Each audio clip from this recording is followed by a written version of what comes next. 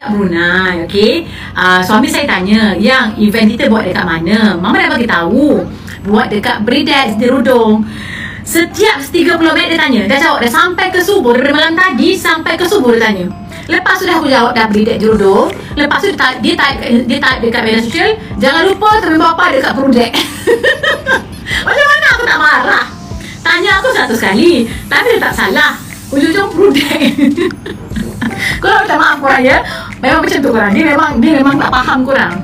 Dia memang tak faham. Kalau kau tanya dia kan, nanti Brunei, dia dah orang Brunei darusan dia nanti lah jadi lain. Dia bukan sengaja, dia memang macam tu.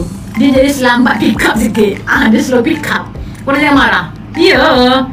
Tak dia macam tu. Kalau tengok bola pun sama. Tengok bola kan, tengok je lah bola tu kan, dah tak bagi tim kan, kuning dengan biru. Kau mesti tahu kuning biru. Yang mana? Yang biru yang mana? Yang biru nak gol ke mana? Yang kuning nak gol ke mana? Dah sebelah gol yang kuning kena gol sana. Yang sini kena gol sana.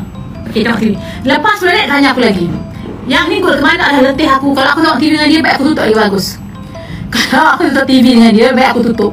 Aku tertekan. Kadang-kadang bila aku bising dengan you ni kan cakap tadi. Saya tak faham. Tu dia kata aku ni kasar. Bukan kasar. Kalau kau jadi aku peletih ulang-ulang banyak kali. Kau faham tak? Aku je yang faham PL dia. Aku je faham PL dia. Orang tak faham. Dia bagi aku mata je. Contoh kalau dari mana kan dia dihulurkan. Contoh kan bapa kan dia tak boleh berdiri lama. Pinggang dia sakit. Dia ada slip disc. Okay. Kalau dia pergi event lama-lama, dia tak boleh berdiri dah. Dia tak tahan. Pinggang dia sakit. Dia akan bagi hingga mata macam ni. Kita dah faham. Okay, tak apalah, kira sikit pinggang. Dia faham dah. Dia akan bagi aku mata je. Aku tahu kalau dia marah, mata dia macam mana. Kalau dia perlukan kecemasan, mata dia macam mana. Kalau dia perlukan pertolongan, macam mana mata. Dia macam tu. Dia bagi aku syarat mata, aku dah kenal dah. Aku dah kenal dah korang. Okay. Kau nampak tak? Sebab tu dia memerlukan aku. Dia tak pandai dia tak reti keluar duit dekat ATM machine. Dia tak pandai tengok waste. Dia tak pandai buka Click Maybank to you. Okay, application semua dia tak pandai. Dia tak pandai apa-apa. Dia hanya pandai kira duit je. Ya. Tengok waste tak reti. Aku tengok waste untuk dia. Kalau Maybank to you, aku buat untuk dia. Keluar duit ATM tak lepas. Iya. ATM machine pun tak lepas. Kau bayangkan Alu Syukri. Lepas tu kau jangan like seperti lebih-lebih. Ujung-ujung Bridex jadi Bridex.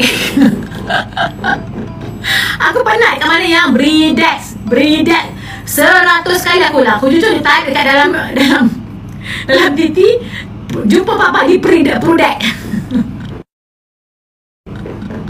Aduh, letih aku. Dah tak boleh buat live juga tu. Okay. Dia tak pandai pakai ATM. Dia kalau macam ni kau, dia tak ada duit. Dia minta aku duit. Yang ada RM50 tak. Lepas tu nanti kan dia belanja abang mama minum kopi. Along je nak suruh belanja kopi. Dia ada bagi saya RM50 ni, kesian. Dia duit dia aku pegang.